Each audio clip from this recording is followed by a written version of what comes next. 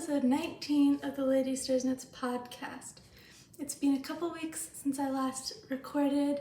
I've been really busy and I've gotten a lot of good knitting done. My name is Sarah and I live in Edinburgh. I love to knit. I'm currently a student and I'm excited to show you all the things I've been making over the past few weeks. I have two finished objects. One of them was almost finished in my last episode. And it is the Antler Touque by Tin Can Knits. It's a free pattern. I made it out of knitted yarn in the color Flisslin and a Rowan Kid Silk Haze that was old stash. I ran out of the Kid Silk Haze about here, and I just decided to add another strand of knitted and forge ahead. And it's quite difficult to see where the mohair stops. So I think I made the right decision. It was sort of a stash busting project, so I didn't want to buy another ball of mohair just to use probably 20 meters of it. I knit this on a size 6.5 millimeter, and I knit the largest child size, and it fits pretty well.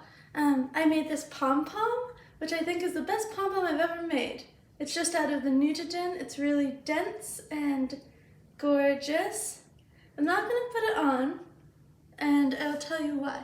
The day after I finished knitting this, which was, I think, just a couple days after my last episode, I was so excited to wear it, and it was such a cold day, and I was prepared to be really cozy.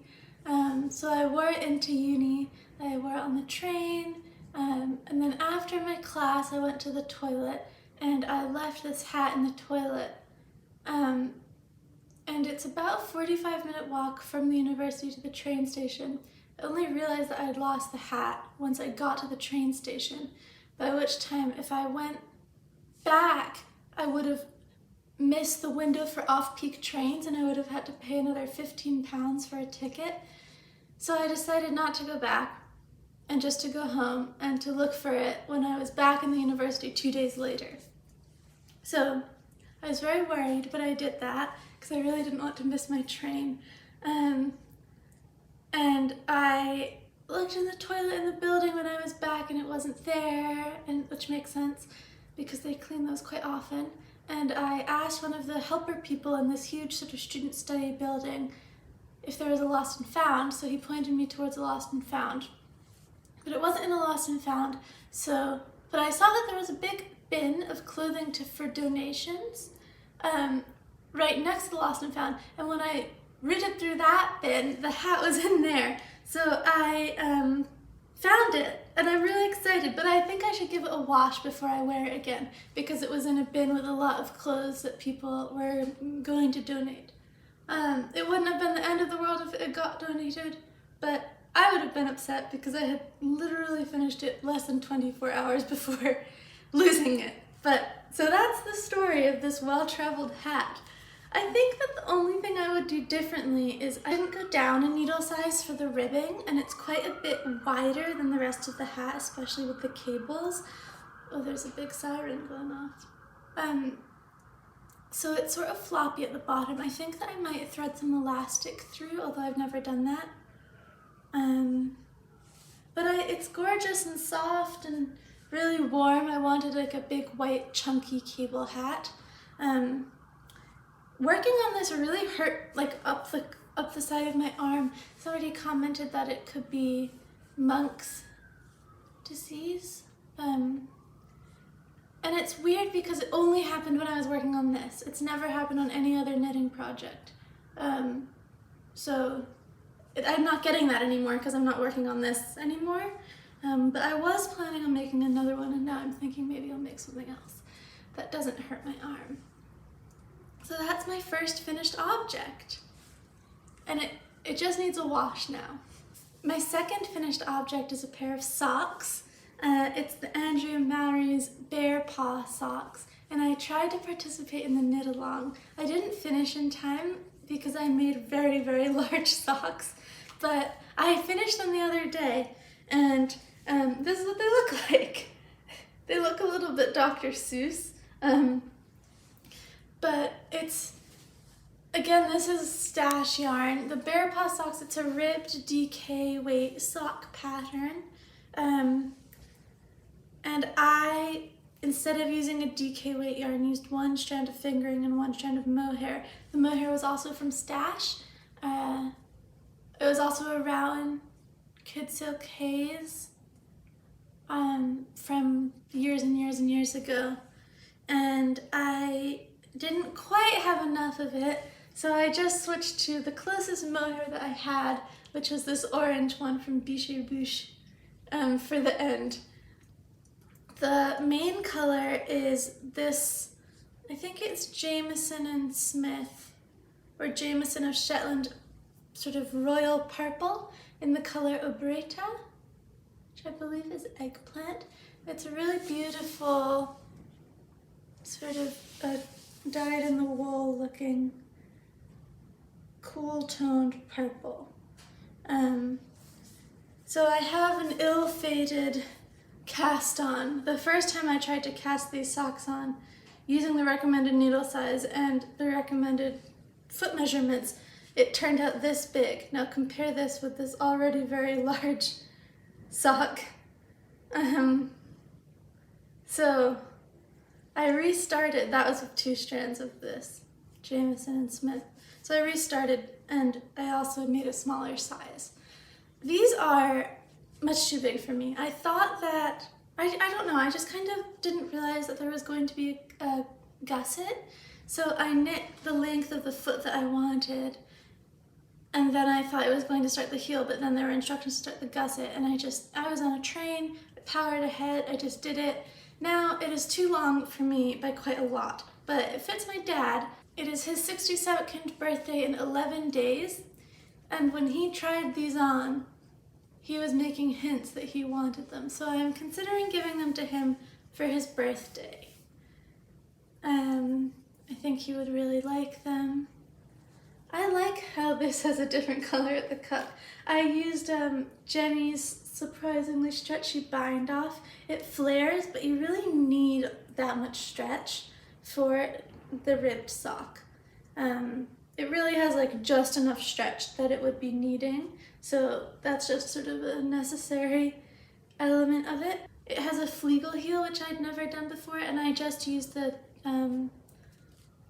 2 strands of the Shetland wool for the heel. I know that it's less hard wearing, but these are going to be house socks anyway, so I don't think that it is going to matter, and if they do wear out, I'll mend them. So this is my second work in progress.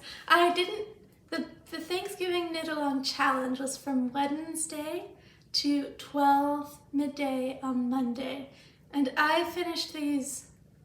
This took me about 2 weeks to knit. I started them on the Thursday, and then I finished, I don't know, like 3 days ago. Quite a bit after the deadline. I haven't woven in this end yet, but I'll do that before I give them to my dad. So I do like this pattern. The rib is a little bit tedious to knit, especially when there's so much of it, but I think that it would fit really well, so I'm sort of interested in knitting the DRK Everyday socks, a pair for myself, because if it fits really well, I'll do the rib. So I'm quite intrigued by that. And I enjoyed the pattern. I thought that it was well written. I've never knit an Andrea Mowry pattern before, so this was my first, and it was fun to take part in the knit along, even though I knew from the moment that these socks were really large that I was not going to finish in time. So that is my Bearpaw socks.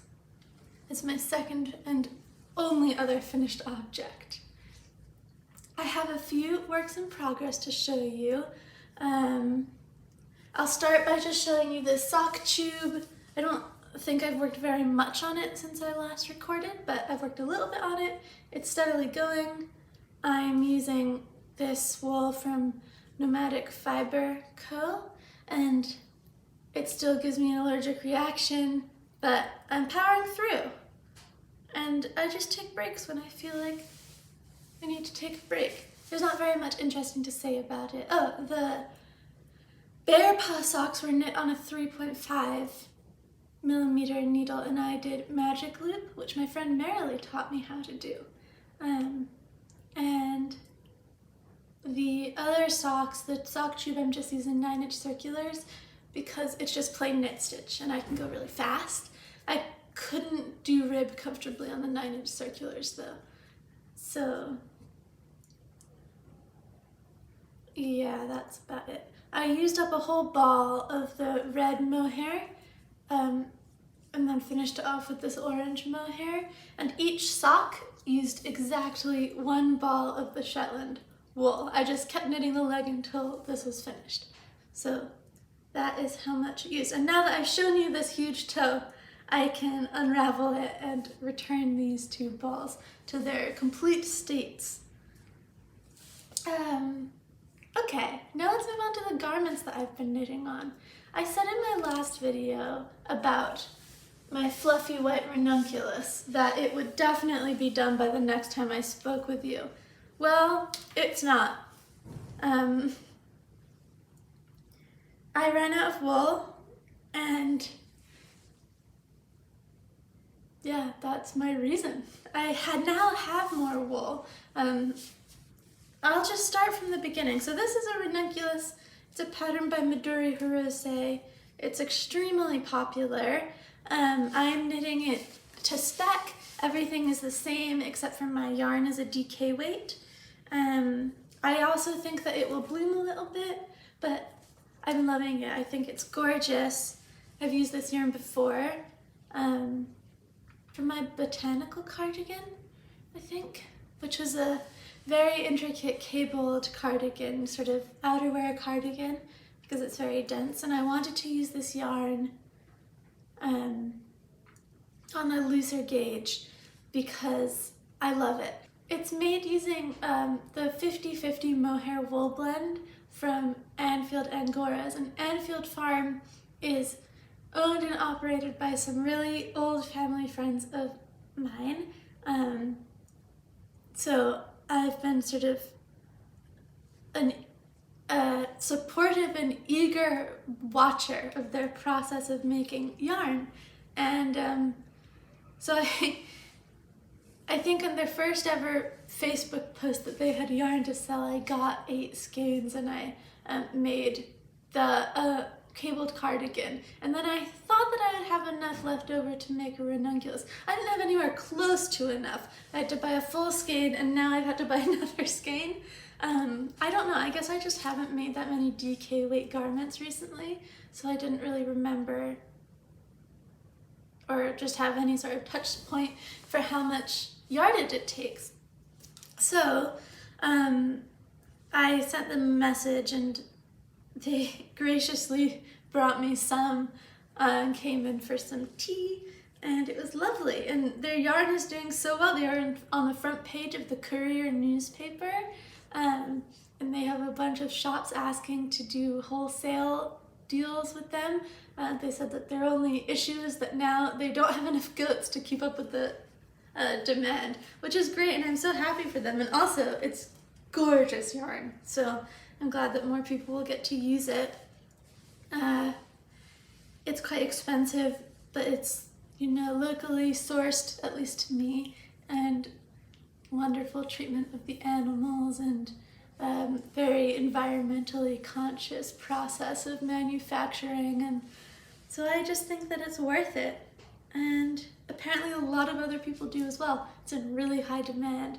I got 2 of the last skeins, and they're partial skeins, to finish my jumper. So these are sort of bracelet-like sleeves, but I think that they'll grow a little bit when I block them. So hopefully they'll be full-length sleeves. And I think that I'm going to unravel the body and add some decreases in because it's just really big. I could have done without the raglan shaping.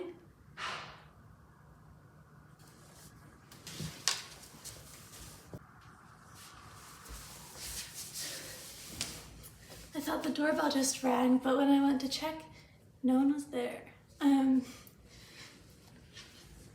So I was saying, I could have done without the raglan shaping. It's quite big in the body. But I think that if I just rip the body back and start some decreases quite high up and continue them, it will fit really nicely. Yeah, so it's not done. It's not that close to being done because I'm gonna rip out the whole body and reknit it. And, but I am looking forward to it being finished. And I think that it is a gorgeous jumper. Shall I try it on?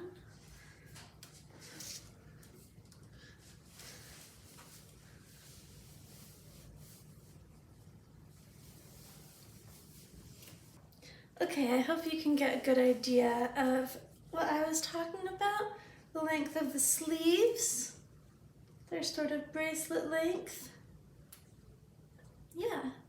The body's actually, I don't know, I just find that it's, with it being so wide, it rides up so much on the sides.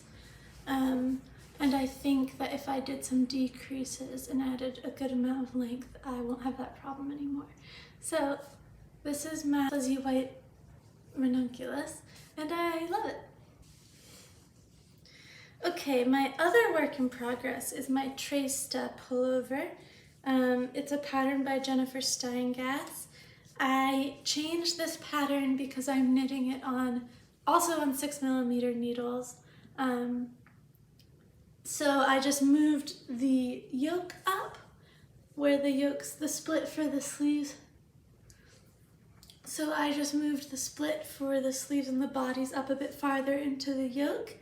And I'm knitting the smallest size that there is. Yeah, I finished the body. It looks short, but it's actually a really good length. And I sort of started knitting on the sleeve. It looks a little bit... In the actual pattern, there's no color work on the sleeves, but I split for the color work at the beginning of this like bobble part of the pattern. I think it will be all right. Yeah. I did a split hem, but so far the front and the back are exactly the same. I didn't know how to do short rows in the color work, and I did not have the forethought to do short rows before the color work. So it will fit the way that it will fit. I'm gonna try and put it on. So I think you get a pretty good idea of what this is going to look like. It's not got a lot, I would say it's maybe like an inch of negative ease in the chest. But I find that the knitted in really stretches out horizontally quite a bit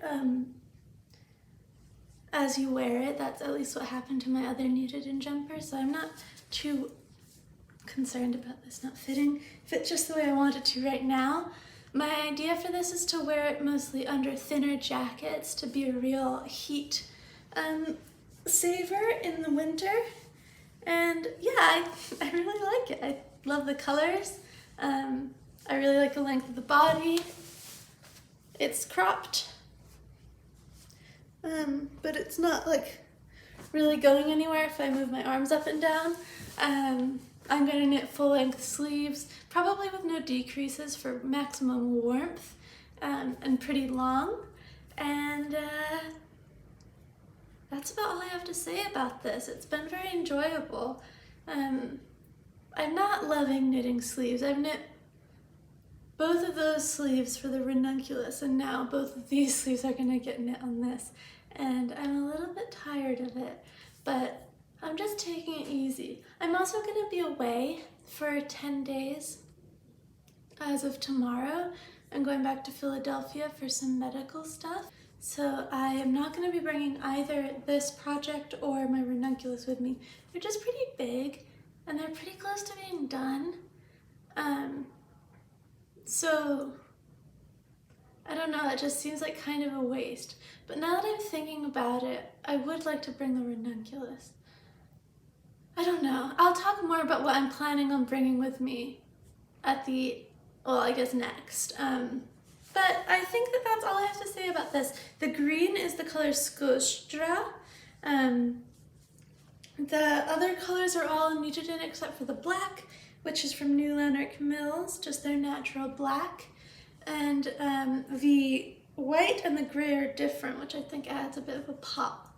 Oh, and I added one extra row into the chart to make this like line between the ornament and the color work a little bit longer because I thought that that looked cool. So that's my Treysta. It's going well. It's going pretty slowly. Maybe it'll be done by next time. And this is what my floats are looking like, just in case you were curious. I haven't caught any floats in this project. There aren't too many places where you would catch a float, but I just think it's all gonna kind of mat together. It'll be all right. Yeah, I'm not too worried about it. And it's fun to not catch floats. Okay, those are all of my projects from the past couple of weeks. That's everything that I've been working on. I have bought some yarn. It's very exciting. From Woolly Mammoth, they did their like winter update, and I've been really wanting some yarn from them for a couple months. So I did it. I bought a bunch of sock yarn.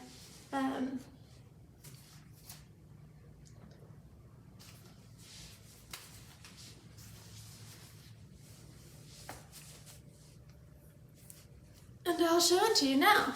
So the first skein of yarn I bought is this Heath sock. It is dyed, I think, with indigo, and there's this beautiful sort of blue and green variegation in the skein. The Heath sock is 50% Jacob, 50% BFL, and the colorway is Yuletide Moon, and it's beautiful. A lot of these I have specific plans for, which is that I want to knit some of the lacy socks from the 52 Weeks of Socks book by Lina. There's a lot of beautiful lace patterns where you want a yarn that's gorgeous, but you don't want a yarn that has too much going on color-wise, or it'll drown out the lace. So I think that many of these are destined for that.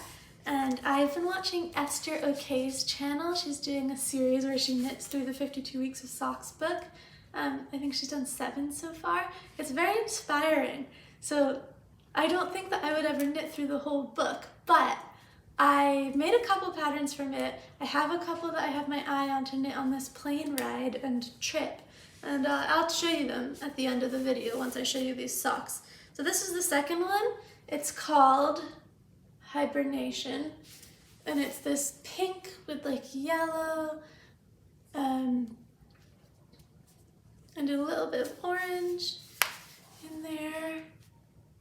I think that the color is going to be a little subtle, but still interesting and beautiful. So I think that I would be able to use this on lace and not have it drown out the pattern. This is the natural sock, which is 50% Chuvia and 50% BFL. And it's just so nice. I love the colors that I got. Next, I got 2 sock kits. So the first one is the Heath sock again, and it's I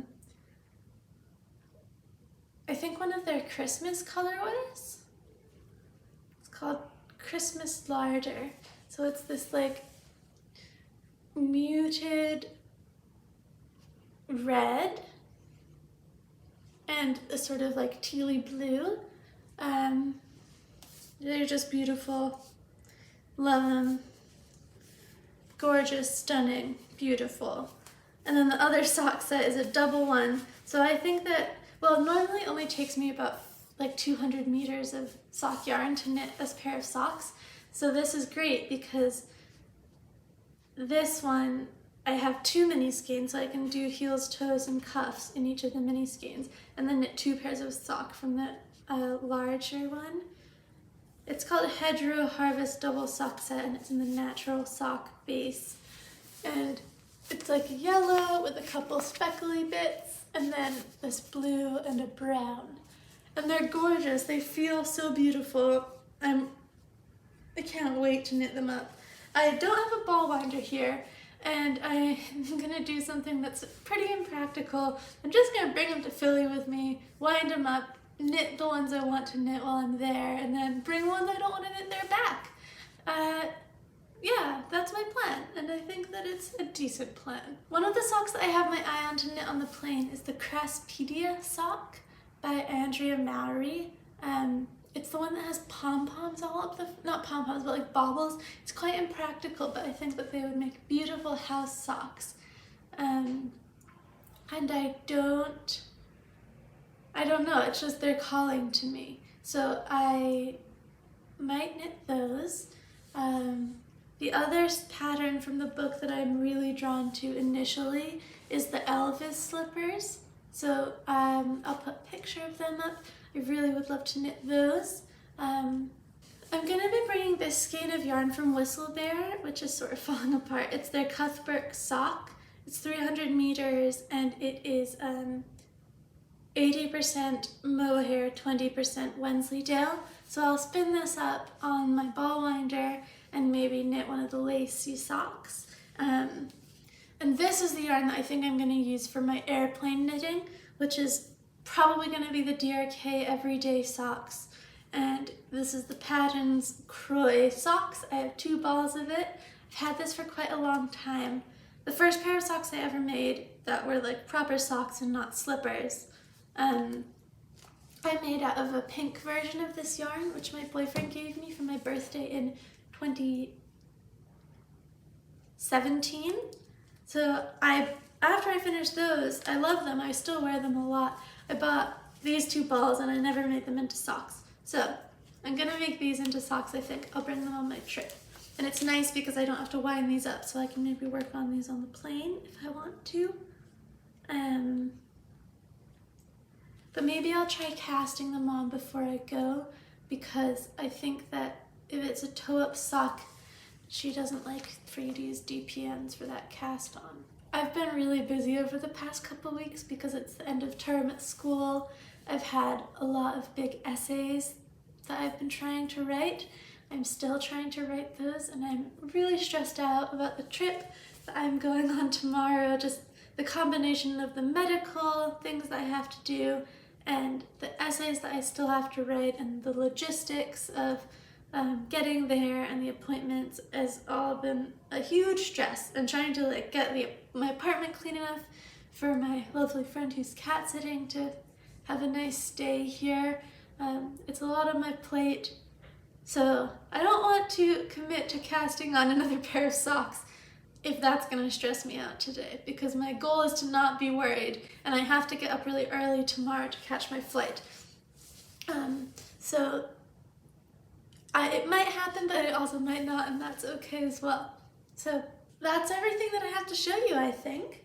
I hope that you've enjoyed this episode. It's maybe a little bit shorter, and I feel a little bit more scatterbrained, so I hope that hasn't impacted the quality of what I'm saying too much. But yeah, I hope that you have enjoyed this video, and I hope that you will have a good few weeks until I see you next time. Thanks for watching. Goodbye.